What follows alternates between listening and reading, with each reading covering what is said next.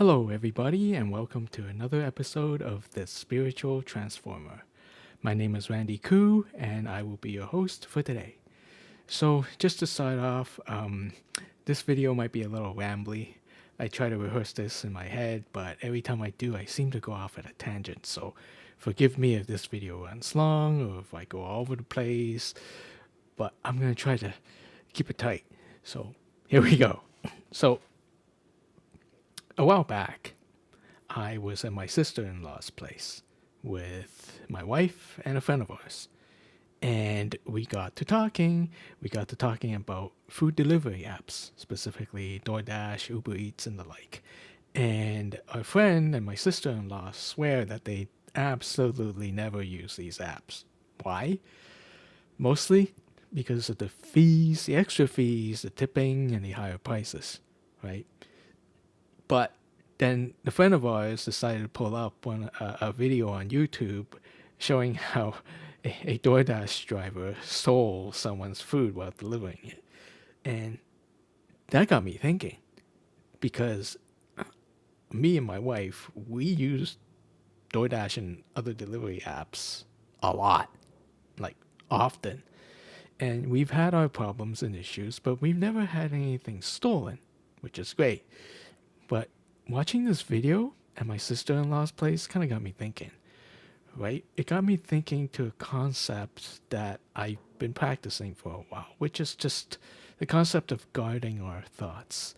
Because in spirituality, it's really important to make sure our thoughts are in order, so to speak. And I'll try to describe it in a minute. So, guarding our thoughts, like I thought to myself, if I was on YouTube or TikTok or whatever all the time, and I keep seeing videos of, people's food getting stolen by the delivery drivers. I think it's only going to be a matter of time before I stop using DoorDash or other delivery apps too. It's kind of like if I keep watching videos of plane crashes and whatnot, there's going to be a time when I will stop flying on airplanes. You know what I mean? And that's kind of what I mean by guarding our thoughts, because the stuff that we intake from the world, the stuff that we watch, the stuff we listen to, right? They do have an influence on us.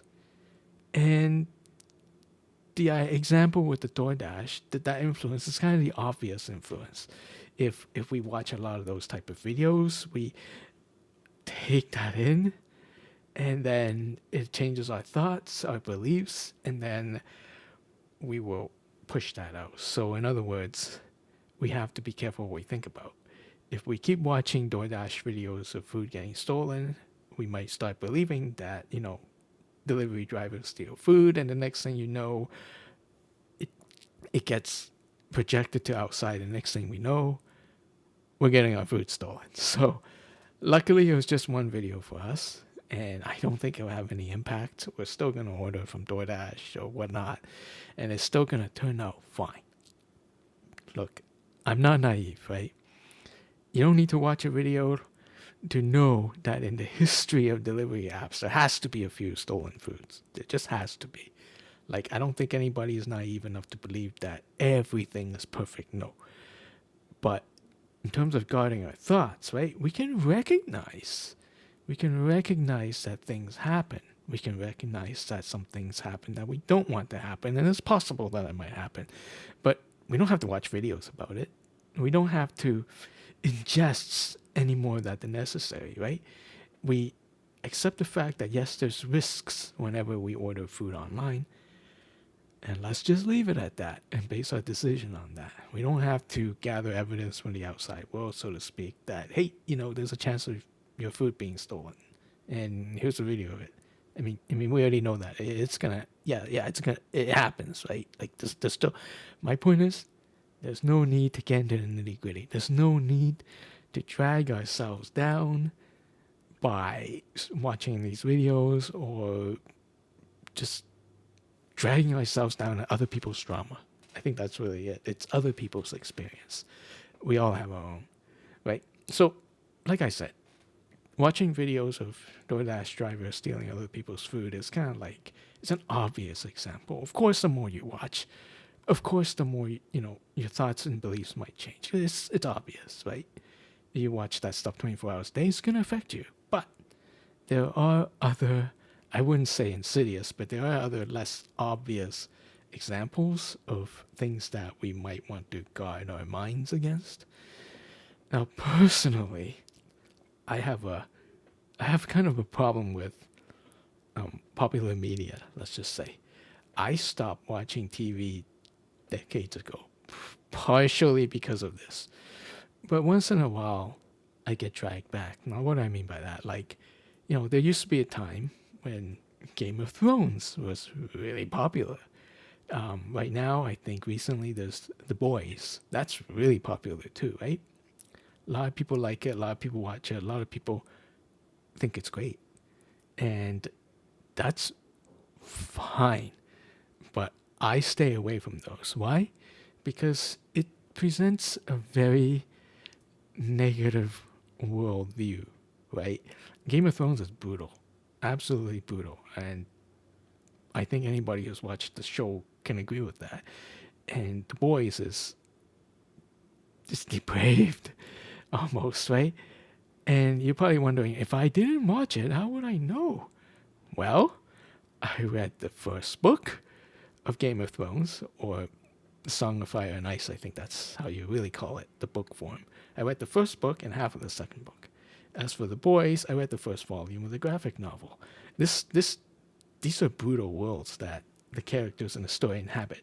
It's deplorable. It's depraved. It's violent. It's crazy. And as much as I'm tempted to watch some of these because, people say it's so good, I'm glad I did, because reading a book and a graphic novel is one thing, watching it might be a little too much for me, right? So my view is that if I absorb too much of these kind of contents into my head, then eventually I would think that, well, the world is a bad place. Like, it might influence my beliefs.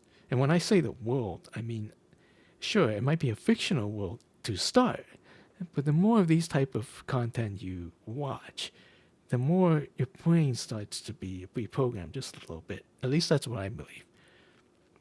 It's kind of like watching, videos of DoorDash drivers stealing things. Like, you watch enough of these kind of media, you're going to think eventually that the world is like a brutal place, a bad place, a depraved place. And when that happens, when that gets into your skull, oh boy, it might start reflecting itself back outside. Now, and you look around the world and you go, oh man, there's all these depraved things, there's all these negative things, there's all these drama, these bad things out there in the world. And because of all these media that we watch, it influence what we focus on the outside. And yes, there are a lot of deplorable things in the world. There's no getting away from that. It's true. But again, why do we need to reinforce it? Why do we need to watch shows that reinforce that our world is a very negative place, very brutal, very deplorable, right? We don't have to continuously watch things that reinforce that. I mean, the world being what it is enough, if you ask me.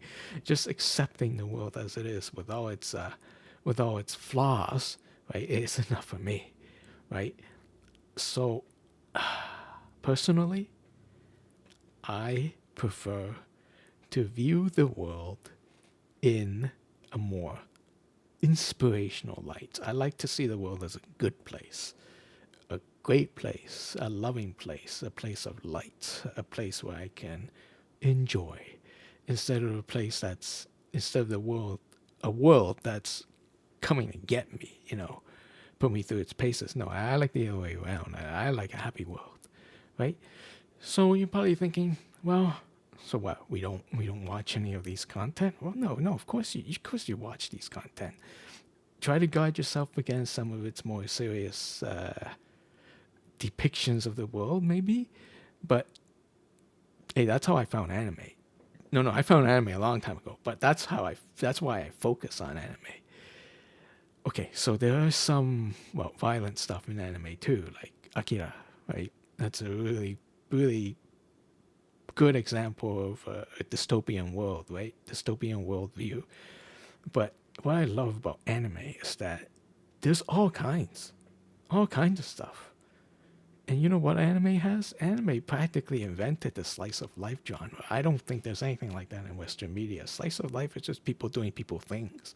Or sometimes in anime, it's cute girls doing cute things. But I find that anime has an unusual amount of uplifting content, which is why these days, when it comes to shows and media, I watch exclusively anime because I find that there's so it's so much easier to find stuff that are just inspirational, that are good, that espouses great values and wholesome, right? And one of the animes that I watched recently is called Witch Watch. It's about a witch and her four familiars, kind of like her guardians, and they get up into all sorts of hijinks, right? Incredibly funny show, laugh out loud funny show, and incredibly wholesome, incredibly positive. So it's Witch Watch, right? And every time I finish an episode of Witch Watch, I feel uplifted. I feel good. I feel happy. I've got a smile on my face. The characters in this show is just, I don't think they have a depressing bone in their body, right? They have trials and tribulations and they overcome it, and it's just so outright wholesome. It's a lovely show. I totally recommend people watch it just for that boost, not just for that kick and goodness and graciousness and general positivity. Yeah. So I've been doing this for years now, just guarding my thoughts against media that might want to tell me that the world is a horrible place, that kind of thing. Now, you might get the impression I'm trying to be holier than thou, or like I'm better than everybody. That's not true, because confession time. I play video games, and in video games, you can't get away with exposing yourself to some of the more dastardly side of the world, I guess. I mean, I just finished playing a game called The Outer Worlds 2. And in this game, you can actually sacrifice one of your traveling companions just so you can cross a bridge. Yeah, give her up. And then you can get free access to the other side of the bridge. I refused to do that, but what did I do instead? I took the bridge by force using good old fashioned violence. So, no, I am not 100% immune to letting dramatic negative stuff into my mind too, but I really really really try to be discerning, just really really try to be like, just pick the things that would uplift me rather than sink me low. So yeah, discernment, that's really all it is.